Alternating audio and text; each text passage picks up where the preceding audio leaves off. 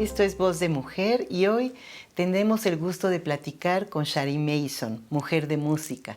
Ella es concertino de la Orquesta Sinfónica Nacional y de la Orquesta Sinfónica de Minería. Hola Shari, mucho gusto en platicar contigo hoy. Cuéntanos cómo fue ese inicio tuyo en la música. Eres muy joven, pero sé que te iniciaste mucho más joven, a los 3 años. ¿Cómo fue eso? También me gustaría que nos contaras, nos refirieras algo sobre qué imágenes tienes de aquellas épocas cuando empezaste al piano. Y si fue un estímulo de tus padres o cómo fue ese inicio tan chiquita. Bueno, antes que nada, bienvenidos y gracias por la invitación. Yo empecé con el piano a los 2 años bueno, mi madre nos inició a los 3, a mis hermanos y a mí, con el piano. Ella daba clases de piano a niños desde mucho antes de que yo viniera a este mundo. Y empezamos con el piano. Yo empecé a jugar con el piano a los 2 años. A los 3 años, cuando yo tenía 3 años, por alguna razón mis hermanos empezaron con el violín. Y al yo ver a mis hermanos mayores con el violín, porque yo no. Shari, estás muy chiquita. No, porque yo no. Todos tenemos que tener lo mismo, ¿no?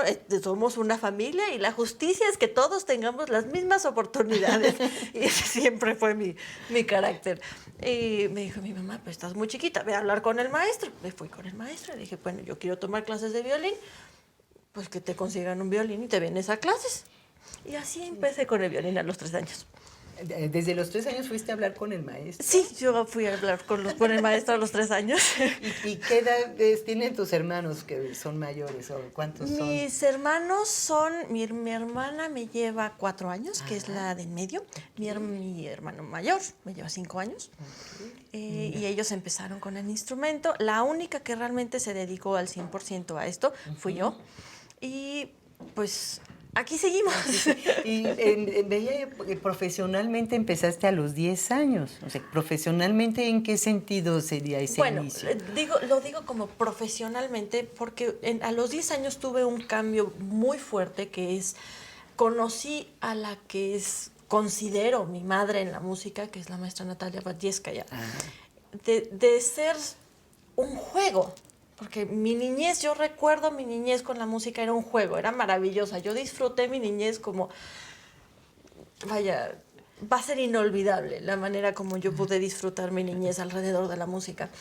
Y a los 10 años yo conocí a mi maestra y cambió completamente mi percepción de la música como diversión exclusivamente. Era ya una responsabilidad y la visión de lo que tienes que hacer como músico cambió drásticamente.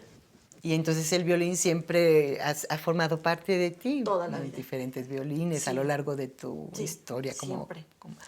Shari, y entonces desde aquellos años, cuando eras tan pequeña, ahora hasta concertino. ¿Cómo llega una mujer a ser concertino? Porque no es frecuente, ¿no?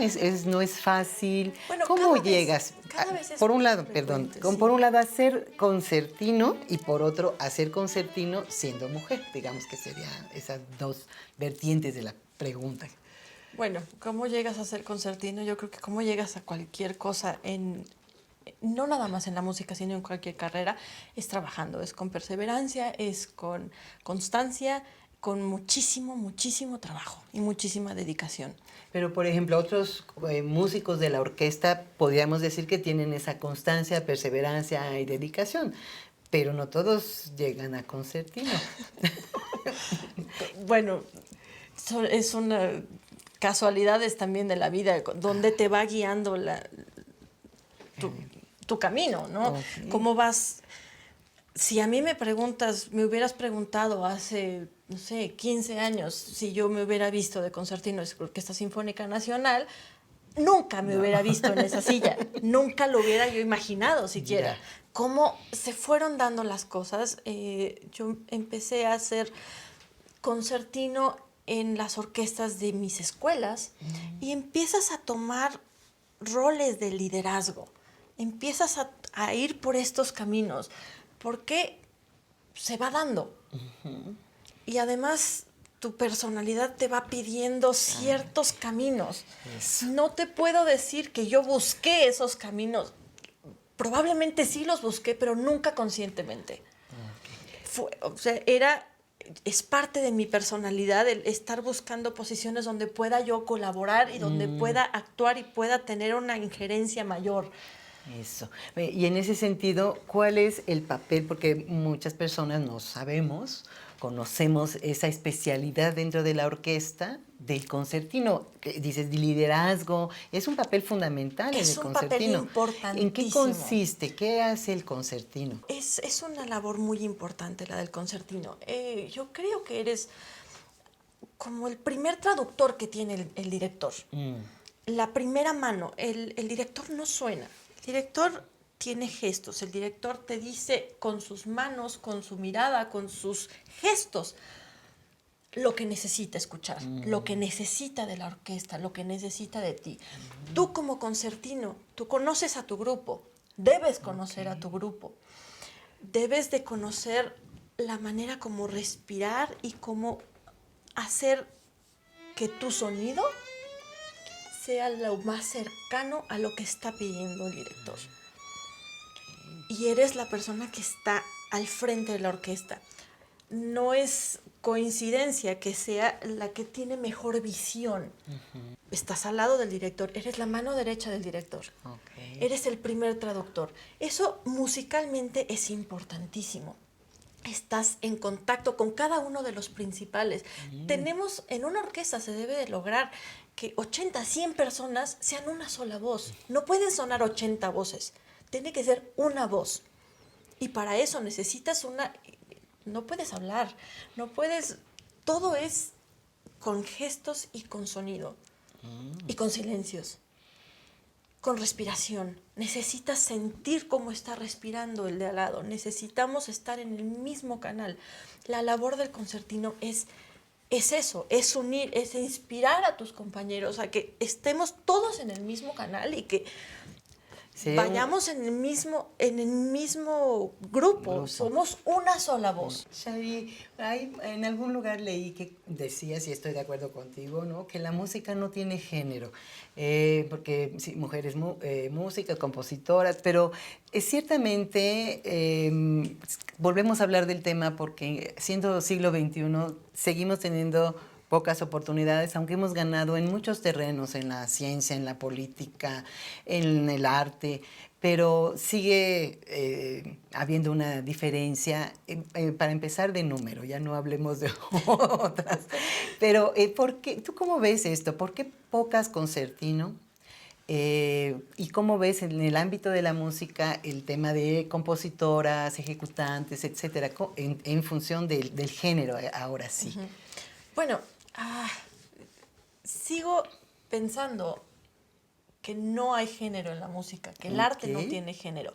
La sociedad, por otro lado, exacto, siempre le damos peso a la cuestión de género.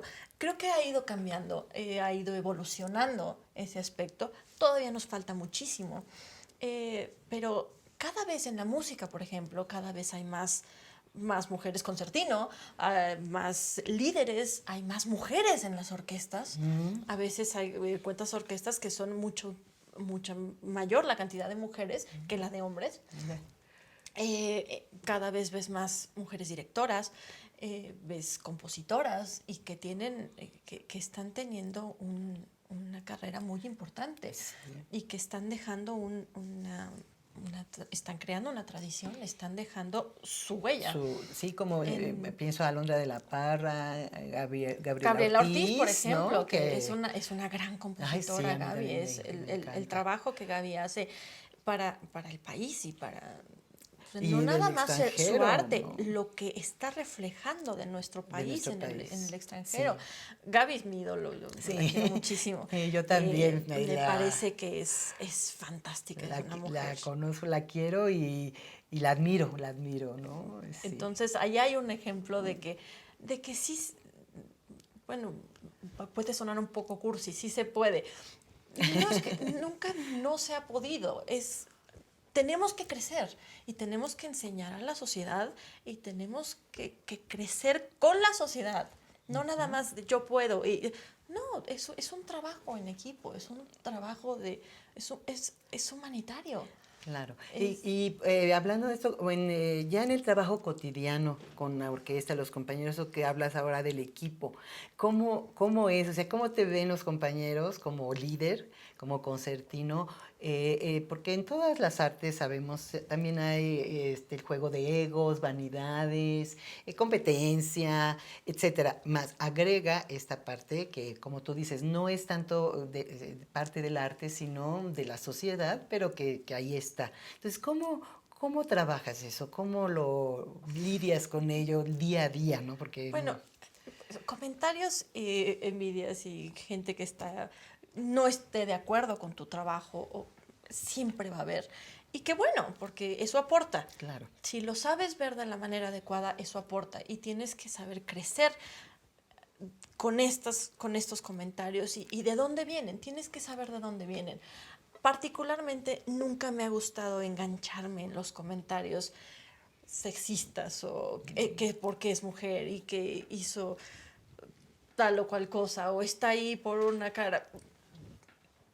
¿Para Claro, qué? claro. La labor que tengo la fortuna de hacer va mucho más allá que eso. Y creo que eso es lo que debo de ver. No algún comentario que yo no sé de dónde viene, yo no sé por qué viene y no tiene por qué afectarme. Claro. Yo tengo que causar un impacto que va mucho más allá de habladurías de un corredor. Ujú. Tengo, tengo la fortuna de tener una herramienta que habla a la humanidad. Shari, hablabas de un instrumento que le habla al mundo, en tu caso el violín. ¿Cómo es tu relación con el violín?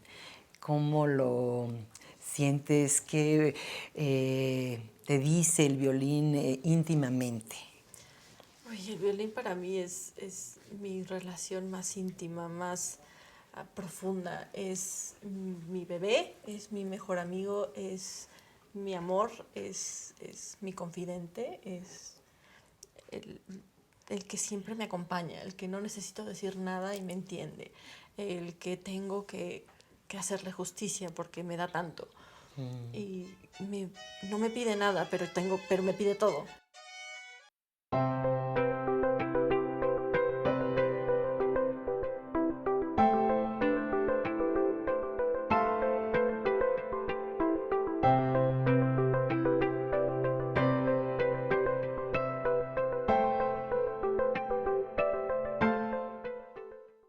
Trataba de imaginar una escena en esta relación. ¿Qué pasa? ¿Qué te ocurre internamente, emocionalmente, cuando le pasa algo al violín? Siento como ¿Cómo una es madre que eso? ve que su hijo tuvo un accidente. Se te viene bueno, el corazón, se te hace trizas, ¿no? Y la preocupación, ¿cómo lo voy a ayudar? ¿Cómo lo voy a mejorar? Porque además tengo que tener la conciencia de que mi hijo tiene 300 años. Entonces ¿Qué, es un qué, viejito que puede tener muchos achaques. qué tipo de violín es? ¿Cuál es su historia? Bueno, este violín es de la Sinfónica Nacional, fue un regalo de Henry Schenning a la orquesta para el uso del concertino. Y ahora tengo la fortuna de poder usarlo y está en mi custodia. Es un grandísimo tesoro. El violín es un violín de Cremona, 1700, 730. Eh, es un muy buen instrumento y obviamente requiere muchos cuidados, requiere mucho trabajo. Es como cualquier instrumento y sobre todo cualquier instrumento antiguo. Es muy caprichoso, cambia dependiendo del clima, si es húmedo, seco, si hace calor, si hace frío, de la altura, Claro, está todo vivo, afecta. ¿no? Es Sí, un todo instrumento afecta. vivo. Entonces, Qué cada día, bonito. pues, bueno, es que ¿cómo estás? Pues estoy bien, pero fíjate que el violín está medio caprichoso, está como que medio sordo hoy, o está medio gangoso, como que hoy no quieres. Ah, Entonces tienes que buscarle y así como que contentito, a ver cómo va, si tengo que tocar por acá, no es que hoy no funciona, entonces tengo que mover un poquito el arco y tienes que empezar, es como una relación humana, nada más que no te va a decir nada de lo que necesita. lo dice a través del sonido, ¿no? Y de Exactamente. su Y tú tienes reacción que a... conocer lo que necesita el instrumento, porque el instrumento te lo dice, Ujú. te dice lo que necesita, pero tienes que saber Sí, escucharlo. que lo entiendas. Y Que lo sí, que... y tienes que No. saber buscar lo que necesita el instrumento, ¿no? ¿Quiénes son tus autores favoritos, tus compositores favoritos? También leía por ahí Mahler. ¿Quién? Por Mahler complicado. Bueno, muy ¿no? complejo. A Muy mí complejo. me gustan las cosas un poco complejas, pero bueno, siempre he dicho que el amor de mi vida es Brahms. Ok, Brahms. Uno no puede dejar de lado Papa Bach, por supuesto. Beethoven, la genialidad de Beethoven es increíble. Por otro lado, me voy a autores como Mahler, que tienen una fuerza. Personalmente, tengo que tener cuidado con Mahler, porque Mahler me lleva a lugares determinadas, profundos, muy oscuros. Mira. Porque entro en trances muy, muy fuertes. Entonces tengo que tener cuidado de no irme por el camino oscuro, ¿no? ¿Y por qué? O sea, ¿no te gustaría ir en ese sendero del oscuro? Pero no, sí, me encanta irme al sendero del oscuro. Pero anímicamente es muy desgastante. Okay. Hay obras que quedan en mi ser y que me afectan constantemente, me está afectando el lenguaje de esa obra, lo que quiere decir la historia. La novena de Mahler es un ejemplo, por ejemplo. Es que la novena es... la tercera de Mahler es otra obra que son las canciones de los niños muertos. Vaya, son obras de tal poder que yo tengo que tener cuidado porque anímicamente son muy fuertes para mí. A eso me refiero, que me llevan a lugares muy oscuros. Sí, si a uno como escucha te pasa con la novena, ¿no? Sí. Me imagino al interpretarlo, pues te penetra en la sangre, en el cuerpo, ¿no? Es una sensación, es increíble, pero es muy, muy fuerte. Sí. Otro compositor que también me encanta y tiene una fuerza muy grande, Shostakovich, por ejemplo. Pero si hay alguna... Mi mejor medicina, podría yo decirlo, Brahms. Siempre hay una obra de Brahms que va a ser lo que necesito en ese momento. Shari, ¿cuáles son tus sueños? No solo como artista, sino también como mujer, una mujer joven en este tiempo que nos toca vivir. ¿Cuáles son tus sueños? Uy, yo creo que son muchísimos, pero creo que mi sueño principal y mi meta todos los días es cada día aprender algo, ser un mejor ser humano, poder dar algo a la sociedad, poder poner mi parte, mi granito de arena con lo que hago, ayudar en tiempos de caos, en momentos tan difíciles mundialmente, no nada más en nuestro país, es una época difícil. Y creo que ese es mi mayor sueño, poder colaborar, poder, por medio del arte, ayudar, porque estoy convencida que esta sociedad necesita muchísimo más del arte. Claro. Necesita humanidad y el hacer crecer almas, no hay otra manera más que con el arte. El arte. Por medio del arte. Y la música, que es universal, yo creo, porque todo arte lo hace, pero no necesitas la música, palabras, no necesitas abrir el alma de la gente. Y en ese momento la mente se abre de una manera completamente distinta. Y ese creo que eso es lo que tengo en la cabeza todos los días, el poder aportar algo con lo que hago, que si a una persona le llega lo que estás dando, ya valió la pena. Claro. Y en contraposición a los sueños, ¿cuáles serían tus mayores temores o el mayor temor? El no tener un impacto, el no lograr nada, el darse... ¿Fracaso sientes? Pero no es un fracaso personal. Ajá. Eso depende... Vaya, eso depende de mí. Claro. Totalmente, ¿no? Claro. Si me decido trabajar, entonces no tiene por qué existir tal fracaso, ¿no? Probablemente no existan los éxitos y la fortuna. Eso es otra cosa. Para mí el fracaso sería hacer esto y no decir nada, no tener ningún impacto, que no logres conectar con nadie. Entonces ahí está un fracaso. Sí. Y eso sí me da terror. que estás parado en un escenario, tienes una voz muy fuerte sin tener que decir una palabra y no logras conectar con la gente que está en el público. Eso es uno de mis temores más grandes. Shari, hace un momentito hablabas de lo complicada o que está la situación en México, y no solo en México, sino en el mundo. ¿Cómo ves desde tu quehacer como concertino, como artista, esta situación, sobre todo de nuestro país? Bueno, me parece sumamente triste y deprimente. Me parte el alma ver que estamos acostumbrados al maltrato, que, que es parte de nuestra cultura, es parte de nuestra sociedad, que vemos normal en las noticias escuchar que hubieron no sé cuántos muertos en algún lado, hubo una balacera, sí. Hubo robos, hubo, vaya, sin fin de atrocidades. Pero lo más difícil y lo más triste es ver que estamos acostumbrados a eso. ¿Qué puede hacer una persona para apoyar ese cambio? Y creo que está en todos.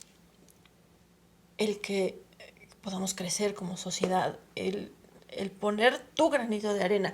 Ay, porque es muy fácil. También nos quejamos mucho de, es que hacen esto. Y, bueno, ¿tú qué estás haciendo? Claro.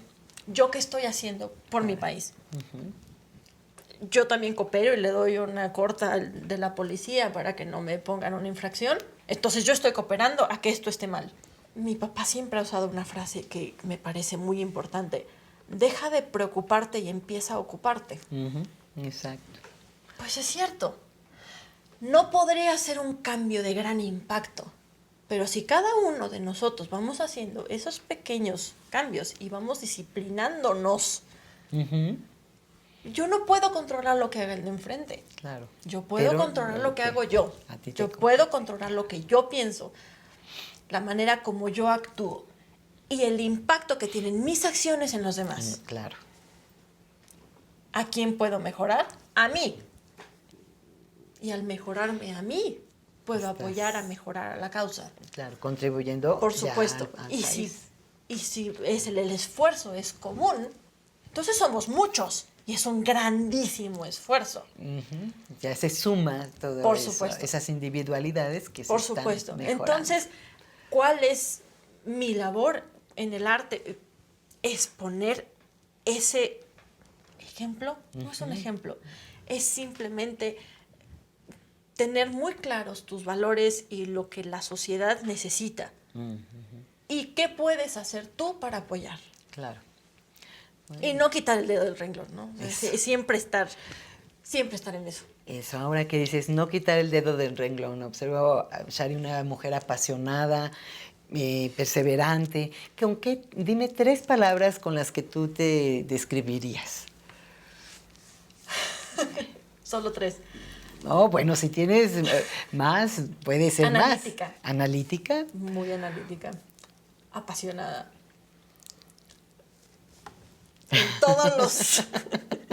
En toda la gama de colores que eso puede tener. Perfeccionista.